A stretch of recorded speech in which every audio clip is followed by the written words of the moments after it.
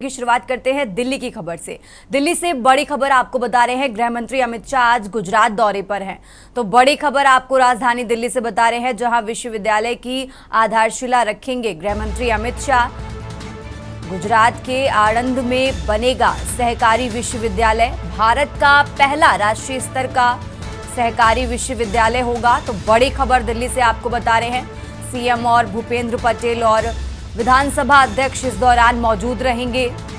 तो दिल्ली से बड़ी खबर आपको बता रहे हैं, गुजरात दौरे पर हैं गृह मंत्री अमित शाह। उनके दौरे से जुड़ी अहम जानकारी आपको बता रहे हैं, जहां आज विश्वविद्यालय सहकारी विश्वविद्यालय की आधारशिला रखेंगे। गुजरात के आणंद में बनेगा सहकारी विश्वविद्यालय, भारत का पहला राष्ट्रीय स्तर का सहकारी विश्वविद्यालय होगा। सीएम और भूपेंद्र पटेल और विधानसभा अध्यक्ष इस दौरान मौजूद रहेंगे। तो दिल्ली से बड़ी खबर आपको बता रहे हैं, आज गुजरात के दौरे पर हैं गृह मंत्री अमित शाह। भारत का पहला राष्ट्रीय स्तर का सहकारी विश्वविद्यालय होगा। सीएम और भूपेंद्र पटेल, विधानसभा अध्यक्ष इस दौरान मौजूद रहेंगे।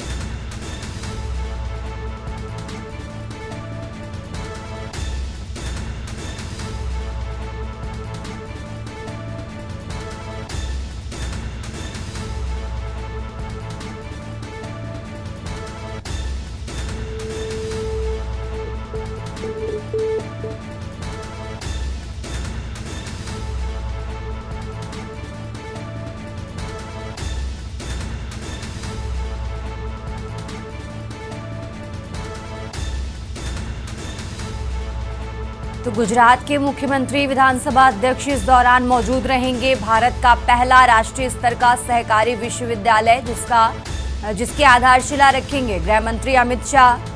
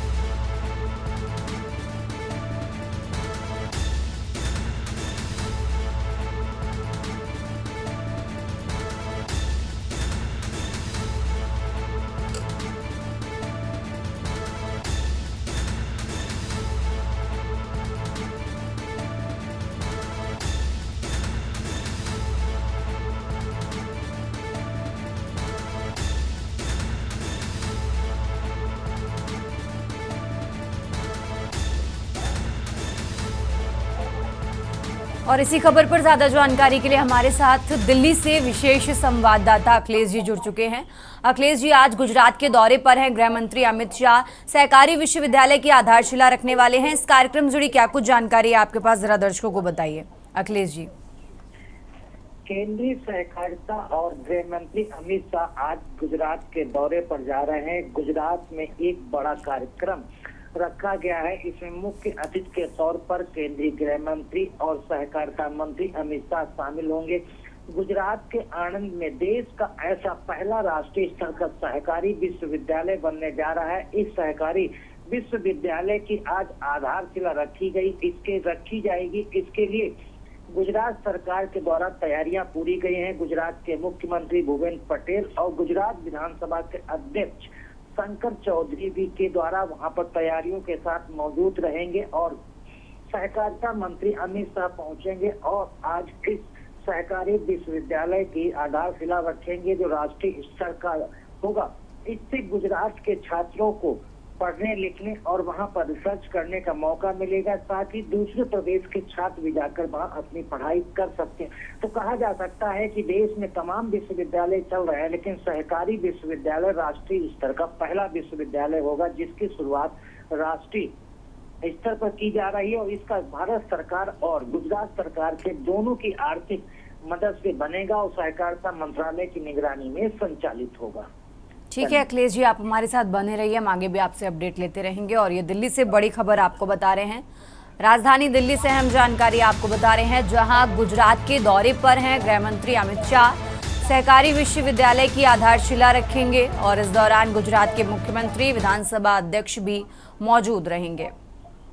खबरों में आगे बढ़ते हैं। दिल्ली से एक और बड़ी खबर आपको बता रहे हैं, जहां पीएम मोदी आज अर्जेंटीना दौरे पर हैं।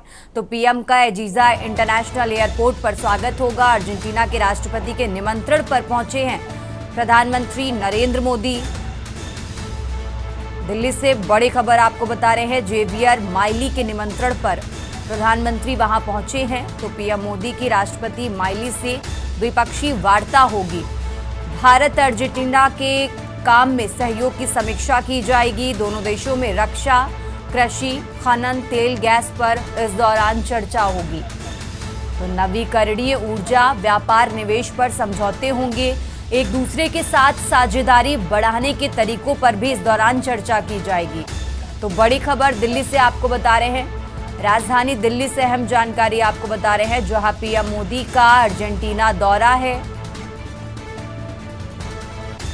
पीएम का एजीजा इंटरनेशनल एयरपोर्ट पर स्वागत। अर्जेंटीना के राष्ट्रपति के निमंत्रण पर प्रधानमंत्री नरेंद्र मोदी वहां पहुंचे हैं।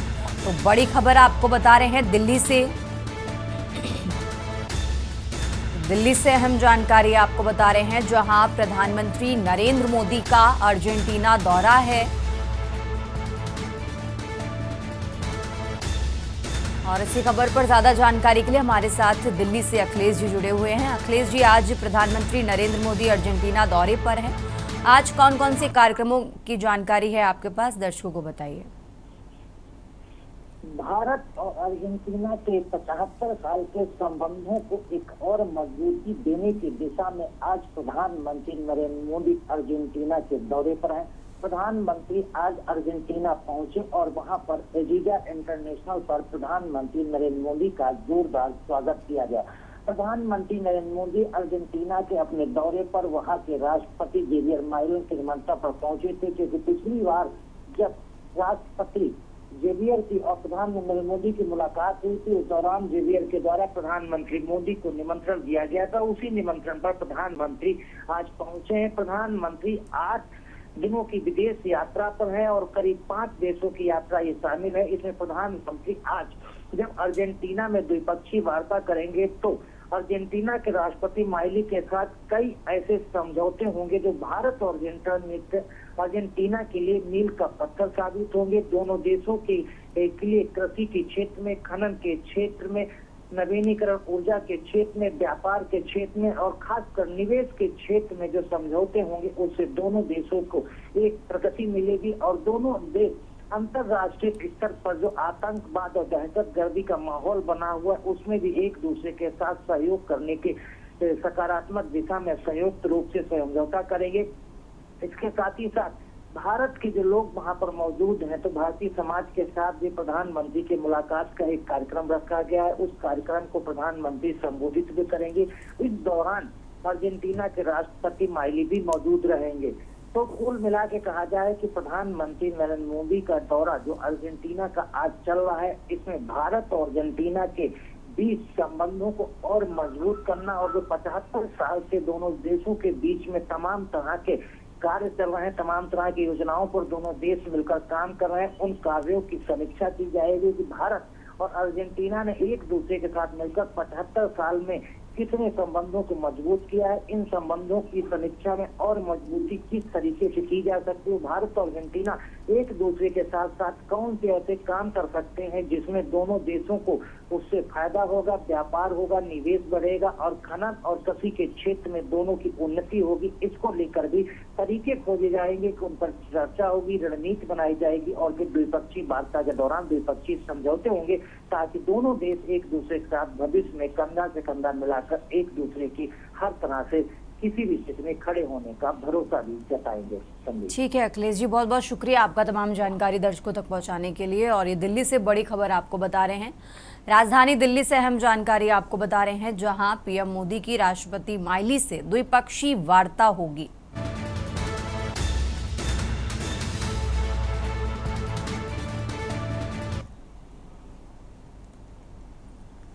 खबरों में आगे बढ़ते अब खबर लखनऊ से है, जहां अनिल तिवारी उर्फ डॉक्टर गिरफ्तार हुआ है। ईओडब्ल्यू ने फैजाबाद रोड से आरोपी को दबोचा है। यूनिपे ट्यूयू कंपनी बनाकर करोड़ों की ठगी की। ऑनलाइन मुख्यालय बेंगलुरु ब्रांच थी, तो नाव में 10 महीने में रकम डबल करने का झांसा दिया था। लोगों से फिक्स डिपॉजिट में निवेश कराया। कंपनी बंद कर आरोपी हुए थे फरार।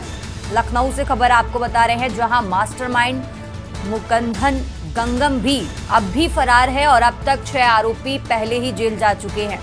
तो अनिल की गिरफ्तारी के बाद जांच तेज है। लखनऊ से खबर आपको बता रहे हैं, कंपनी बंद कर आरोपी फरार हुए थे। मास्टरमाइंड मुकंदन गंगम अब भी फरार है। तो लखनऊ से खबर आपको बता रहे हैं, अनिल की गिरफ्तारी के बाद जांच तेज है।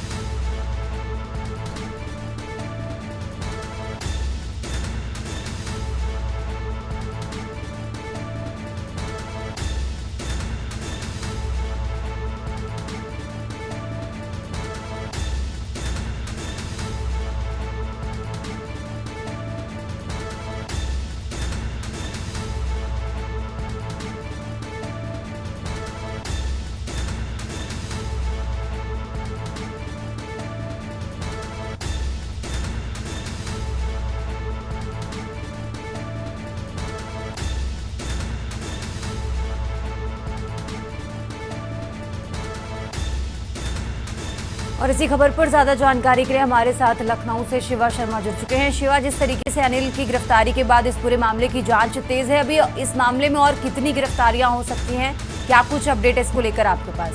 शिवा, देखिए, कल ईओडब्ल्यू यानी कि इकोनॉमिक ऑफेंस विंग की टीम ने अयोध्या रोड से लाखों की ठगी करने वाले आरोपी अनिल कुमार तिवारी और डॉक्टर को गिरफ्तार किया है। और आरोप इसके ऊपर यह है कि साथियों के साथ मिलकर इसने साल 2009 में बेंगलुरु में Unipay to you marketing private limited नाम से एक ऑनलाइन कंपनी स्थापित की थी और इसकी शाखा उत्तर प्रदेश के उन्नाव जिले में खोली थी। ईओडब्ल्यू ने जांच में पाया है कि एजेंटों के माध्यम से जनता के बीच लुभावनी योजनाओं का प्रचार प्रसार किया गया और कई स्कीमें जारी की गई। एक स्कीम ये थी कि 10 महीने के अंदर जो रकम थी वो निवेशकों को दोगुना करके दी जाएगी और इसके अलावा फिक्स डिपॉजिट करने पर अधिक ब्याज देने का झांसा दे करके लोगों से लाखों की रकम इकट्ठा कराई गई। जब उनकी रकम इकट्ठा हो गई तो कंपनी ने निवेशकों की रकम हड़प करके उस ऑफिस को बंद कर दिया और वो फरार हो गए। इस मामले में उन्नाव में साल 2013 में एफआईआर भी दर्ज की गई थी और फिर जब मामला बहुत ज्यादा बड़ा हुआ तो एफआईआर शासन के आदेश पर उस एफआईआर को ईओडब्ल्यू यानी कि जो आर्थिक अपराध शाखा है पुलिस मुख्यालय की, उसमें ट्रांसफर कर दिया गया। अब तक ईओडब्ल्यू लखनऊ की ओर से इस मामले में कुल 6 आरोपियों को गिरफ्तार कर पहले ही भेजा जा चुका है। अभी भी 3 आरोपियों की तलाश चल रही है। अब अनिल कुमार तिवारी कंपनी का सक्रिय सदस्य रहा है जिसको गिरफ्तार किया गया और जो इस गिरोह का संचालक है जो मुकंदन गंगम है, मलेशिया का रहने वाला है, उसके खिलाफ लुकआउट नोटिस सर्कुलर जारी किया गया है और उम्मीद है कि सरगना के साथ साथ जो अन्य लोग जितने फरार हैं उनको भी गिरफ्तार करने का काम ईओडब्ल्यू की टीम करेगी। ठीक है शिवा, बहुत बहुत शुक्रिया आपका तमाम जानकारी दर्शकों तक पहुंचाने के लिए। और ये लखनऊ से खबर आपको बता रहे हैं, जहां कंपनी बंद कर आरोपी फरार हुए थे और अब इस मामले की जांच तेज है। खबरों का सिलसिला लगातार जारी है। फिलहाल यहाँ रुकते हैं एक छोटे से ब्रेक के लिए। ब्रेक से वापस आ चुके हैं, रुक करते खबरों का। खबर लखनऊ से है। लखनऊ से खबर आपको बता रहे हैं, जहां सपा अध्यक्ष अखिलेश यादव की प्रेस वार्ता आज दोपहर करीब 12:30 बजे प्रेस वार्ता करेंगे अखिलेश यादव। लखनऊ से बड़ी खबर आपको बता रहे हैं, सपा कार्यालय लखनऊ में अहम प्रेस कॉन्फ्रेंस होगी। तो अखिलेश यादव महत्वपूर्ण मुद्दों पर आज संवाद करेंगे। लखनऊ से खबर आपको बता रहे हैं, 19 विक्रमादित्य मार्ग पर जुटेगी मीडिया की नजर। तो लखनऊ से बड़ी खबर आपको बता रहे हैं, आज दोपहर करीब 12:30 बजे सपा प्रमुख अखिलेश यादव प्रेस वार्ता करेंगे। सपा कार्यालय लखनऊ में अहम प्रेस कॉन्फ्रेंस होने वाली है। अखिलेश यादव आज कई महत्वपूर्ण मुद्दों पर बातचीत करेंगे। लखनऊ से खबर आपको बता रहे हैं, जहां 19 विक्रमादित्य मार्ग पर जुटेगी मीडिया की नजर। खबरों में आगे बढ़ते हैं। अब खबर झांसी से है, जहां संपर्क क्रांति में बम की सूचना से हड़कंप मचा है। झांसी स्टेशन पर रात भर सर्च ऑपरेशन चला। पुलिस जांच के बाद 40 मिनट देरी से रवाना हुई ट्रेन।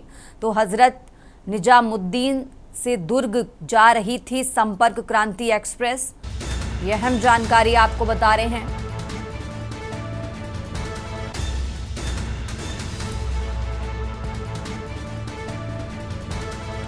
झांसी से खबर आपको बता रहे हैं, जहां संपर्क क्रांति में बम की सूचना से हड़कंप मचा। झांसी स्टेशन पर रात भर सर्च ऑपरेशन चला।